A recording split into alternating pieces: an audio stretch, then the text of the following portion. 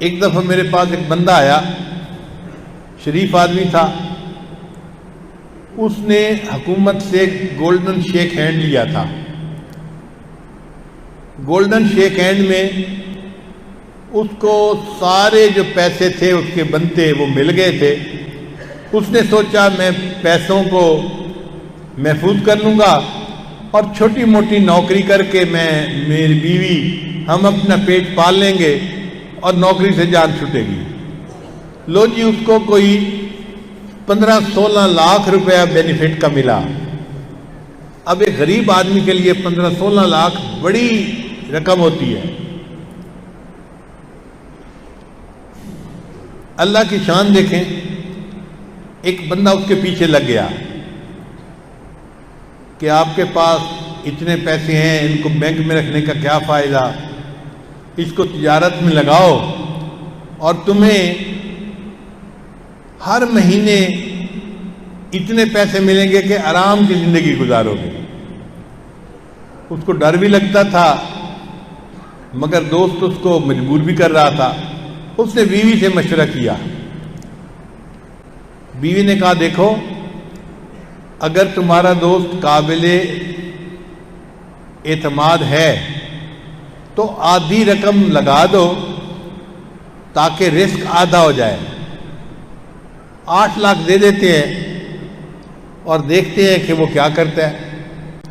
لو جی، انہوں نے 8 لاکھ اس بندے کو دے دیے۔ اس بندے نے جو وعدہ کیا تھا نا کہ ہر مہینے آپ لوگوں کو 50,000 ملے گا یا 70,000 یا جتنی قیمت تھی، وہ ہر مہینے کی پہلی تاریخ کو آتا اور اتنی قیمت ان کو دے دیتا۔ 1 سال میاں بیوی نے دیکھا کہ ہر مہینے کے اینڈ پہ ہمیں 70-75,000 مل جاتا ہے۔ ان کا بڑا اچھا کاروبار ہے یہ تو۔ اس نے کہا جی کاروبار تو اور بھی اچھا ہو سکتا ہے اگر انویسٹمنٹ اس میں اور کی جائے۔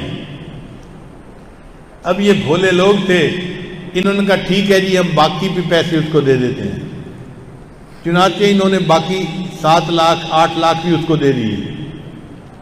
اب جیسے ہی انہوں نے باقی پیمنٹ بھی اس کو دی نا، اس بندے نے جو منتھلی پیمنٹ کرنی تھی وہ کرنی چھوڑ دی۔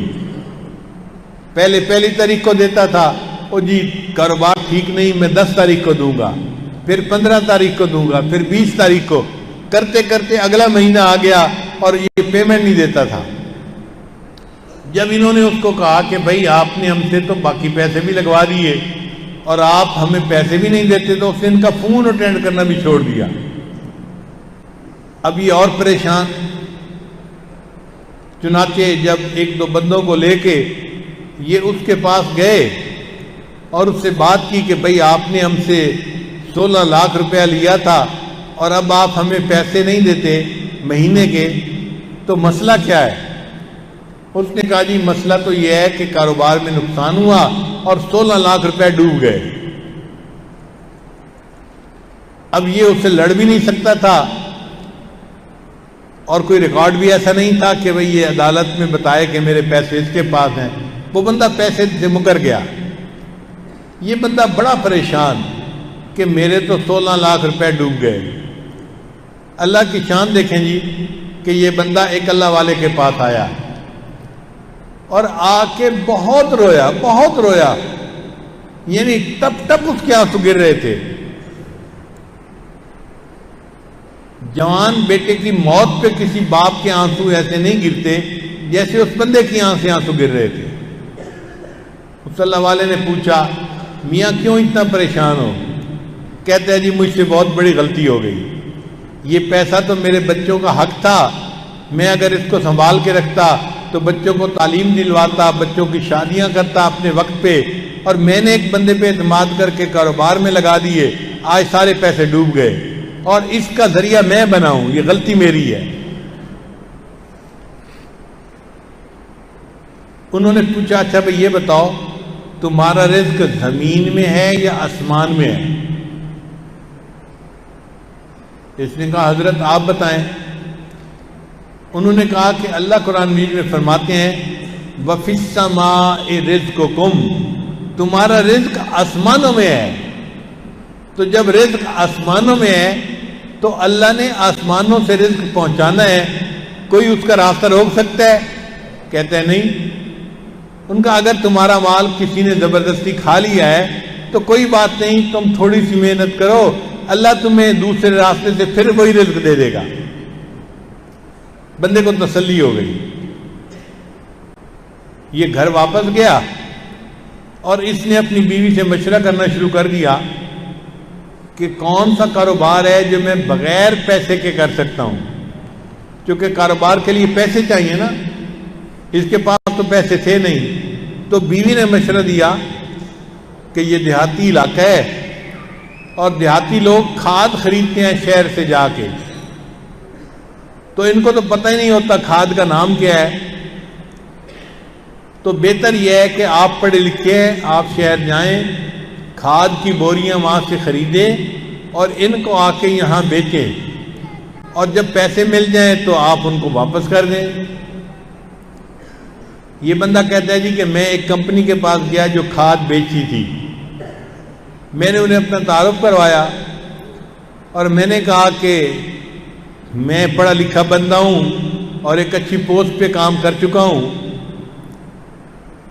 میرے پاس پیسے نہیں ہیں، آپ لوگ مجھے ایڈوانس میں بیگ دے دیں، میں ان کو بیچ کے پیسے آپ کو 1 مہینے کے اندر واپس کر دوں گا۔ تو پہلے تو انہوں نے انکار کر دیا، جب بار بار میں نے ان کی منت سماجت کی اور ان کو اپنے حالات سمجھائے تو مینیجر مجھے کہنے لگا آپ کی شکل سے لگتا ہے کہ آپ بڑے ریزنیبل بندے ہیں، شریف بندے ہیں، آپ نے اتنی بار ہمیں کہا ہے کہ اب تو مجھے شرم آنے لگ گئی ہے، کمپنی کی پالیسی تو نہیں ہے، میں آپ کو 10 بوریاں اپنے نام پہ کریڈٹ دے دیتا ہوں، نہ بھی پیسے دیے تو میں بھر دوں گا، آپ لے جاؤ اور ہمیں پیسے واپس کرنا۔ لو جی، اس بندے نے 10 بوریاں لیں اور دیہات میں آ کے لوگوں کو بیچ دی، 120 کی پڑتی تھی تو اس نے 150 کی قیمت لگا دی۔